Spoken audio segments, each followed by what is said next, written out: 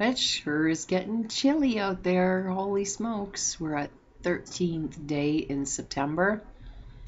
And the weather fluctuations here in Winnipeg are freaky sometimes. But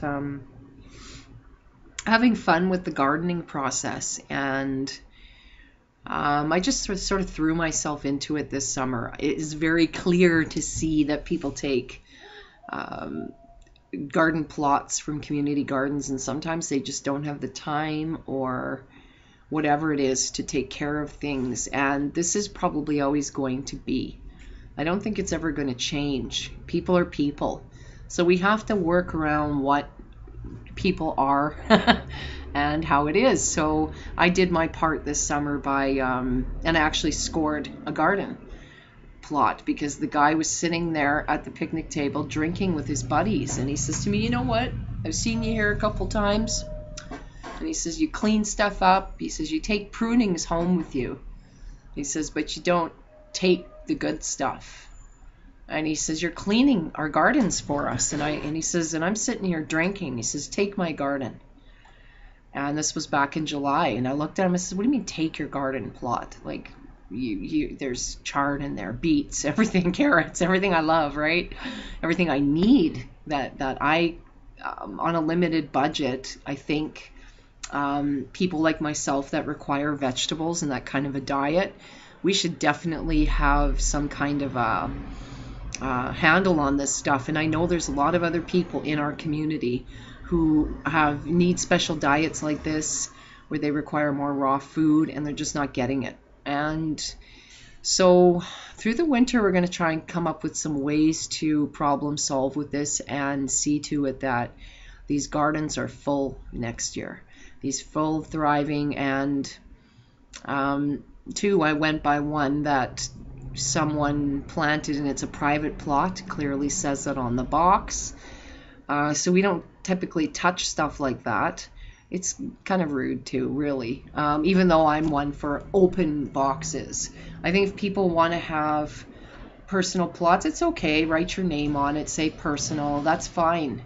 But wherever there's gardens growing, we need to have something free for everyone.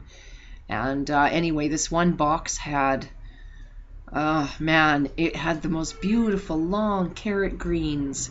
And then I went and looked in the box, and there's these high, long grasses in there. And I knew right away the carrots are going to be this big. Sure enough, I'm going and looking for the biggest, darkest green carrot stalks because those are the ones that are ready to be picked, right? And I'm looking and I'm pulling up these big stalks with these little tiny, like I'm serious, like that big. And it's because the grass took over in this box. That one set of garden plots is the one I made the video at yesterday with the gals from the West End Women's down the street here. And that's the one I'd like to get really more involved with for next season. Them and Spence Association, West Broadway, we're all downtown here and we're all people. And with great communication, we can get things done for people that might not be able to get them done. For example, there's another box that an old woman apparently planted, and she just, for whatever reason, couldn't get to it. And if I would have known, I would have done it for her. She wanted peppers, and peppers got to be watered every day. Peppers need so much care. And a few of the gardens that I've been to have rain barrels that are right there that anybody can come along and water the stuff with. I was the only one watering the ones up on Yonge Street, I think it is, all summer. And I met up with 3 little girls there today, and we had a nice little chat. I showed them the morning glories and the beautiful heart-shaped leaves, and we had a talk about the garden.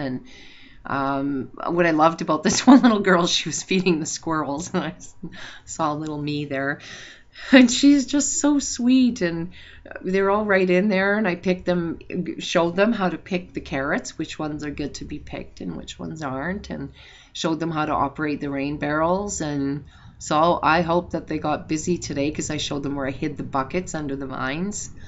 And I did that at a few community gardens, and no one knows that I had done this, other than the people I guess I'm telling. And I plan to make contact with Tanya at Spence, and I did meet up with Shirley yesterday. Shirley has a big garden plot at the Spence Garden. It's time to expand this thing because I think people get really set in their ways and very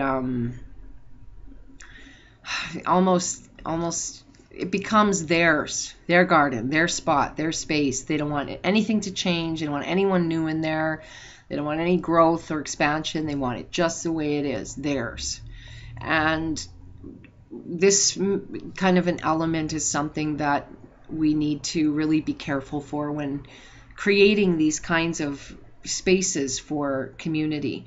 And I've noticed that this one particular one on Spence is that there's a lot of good stuff locked up in there, but there's a lot of space that can be used outside of the locked up area to grow stuff that people can actually be eating.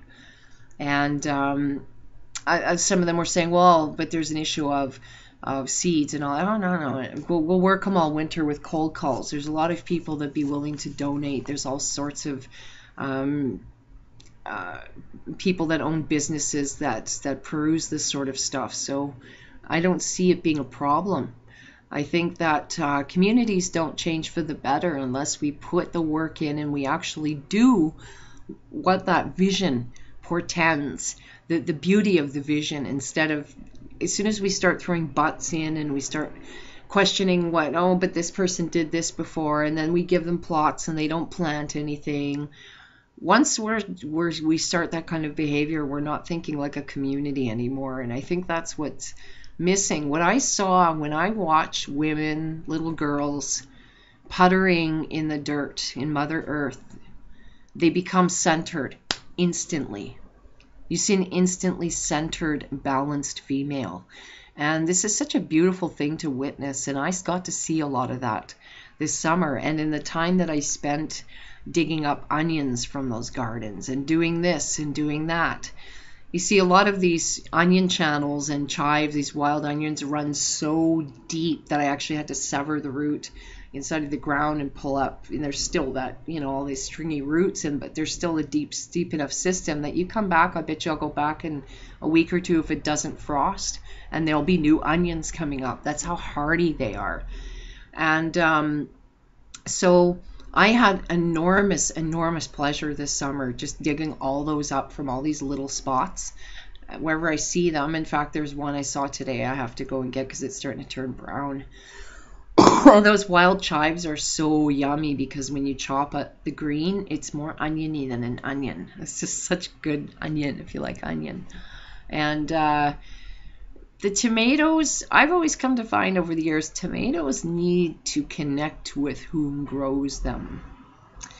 If you're growing tomato plants and you don't connect with the spirit of that plant and pay attention to those plants will become invaded by outer things like funguses and viruses. And I noticed some splotchy purple stuff this year, a fungus. I know it wasn't a bacteria or a virus, it was a fungus growing on these plants.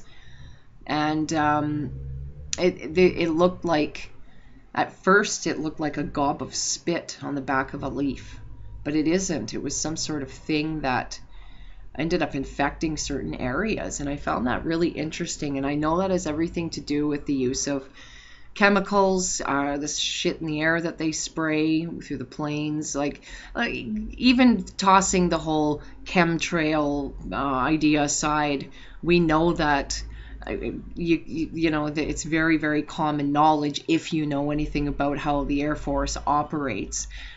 These airplanes emit a certain amount of, I can't remember the name of it, but it has a name, and it's very fine-tuned metals that they blow into the air, into the clouds to deflect radar, and they do all kinds of crap like that where they're messing around. And so anyway, this stuff gets into the soil, it gets into the plants, and it becomes one with this and starts to alter the DNA of the plant. And sometimes a lot of these fungicides and pesticides are often created by funguses themselves. It's a very interesting process that's being procured here. When everything that's growing wild and beautiful and free, we're taught our wildflowers and well, we're taught our weeds, which are actually wildflowers and wild vegetables. A lot of these things we could be using. And we're losing the art of that. And this is where I'd like to see our First Nations people step up and really start to, if there's people out there that know something about what's growing naturally on this ground. But what happened was when the settlers came, is they strewn all these aster variations all over. We know them as dandelions and sow thistle, and of course the sow thistle is what the cattle and the pigs eat. They had a plan. They were going to feed us pig. I'm not even talking today about what that is. God bless those little creatures, because they're a man-made creature. And the cows are something that actually my grandfather on my father's side, before he was taken out, and you won't find it in the history anywhere, he was the man that brought black cows to Canada, the Angus cow. The story behind that is something else amazing that you won't find his name anywhere. So that's why we speak up about corruption. So on this level of communities and rights and humans having enough to eat in a day and a place to live so they don't, like, I'm walking around downtown and hearing guys say, oh, yeah, a lot of women too, a lot of women, and I see them, I'm seeing them. Women with backpacks, I know right away they're homeless. I could tell, you can just tell by how dirty their clothes are. Sometimes it's in their aura, and there's too many. For a system that claims to have intelligence, technology, security, we're being ripped off. But we have a how many $1 million human rights museum going up. I've spoken about this over the last couple of years. People don't listen to women when we whine because, of course, we're being hysterical, right? But it's going up right over here. Stone throw away. It looks like... some people say it looks like a turd, and I looked at it, the first thing I thought was, it looks to me like a hand with a middle finger up. That's what it looks like to me. However, I'm in a place in my life where I'm trying to speak out about truth as tactfully as I can, trying to do it without including lacing my own anger towards things into it. That comes with living in the moment, right? But to be able to speak about our experiences as humans and say, this happened to me, and this happened to me. And we know that when we hear these stories, that these things are no reflection of having intelligence, security, and technology on our side. Okay, by no means. However, when we complain about them, these things get absolved through us. And some cases get resolved. Some human rights sort of based cases get resolved.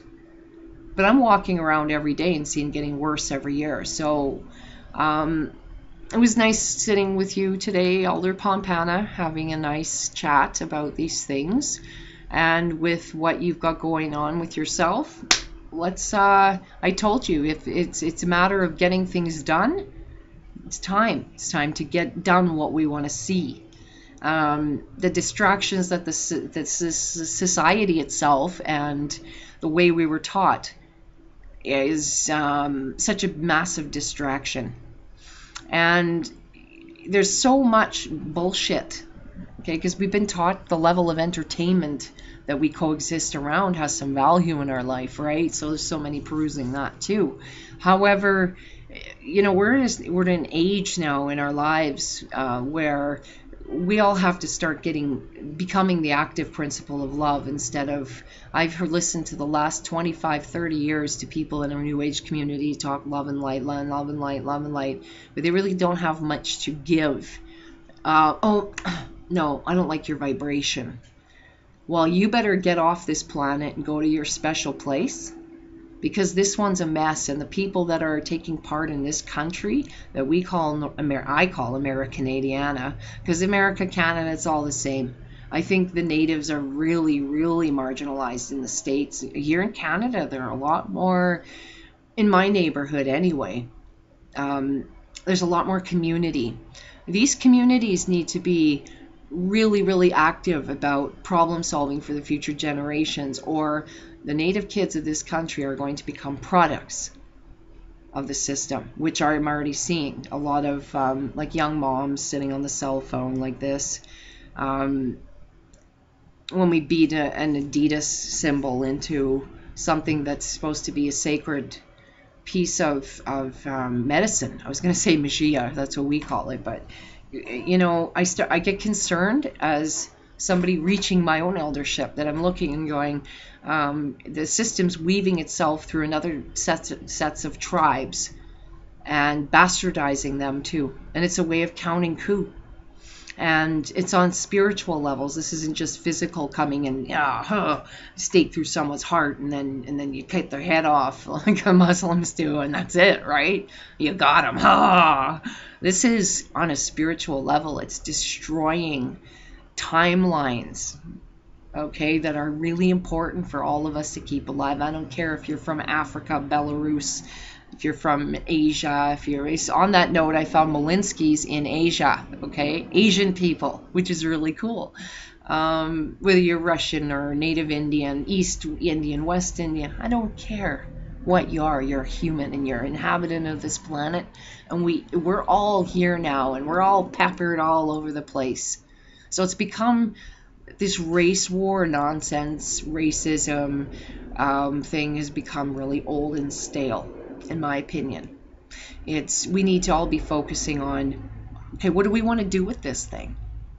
Now that we see how corrupt things are, and that with nothing any politician says to us is believable, because the next one's just going to carry forward where the last one left off, and it's the system. So what are we going to do?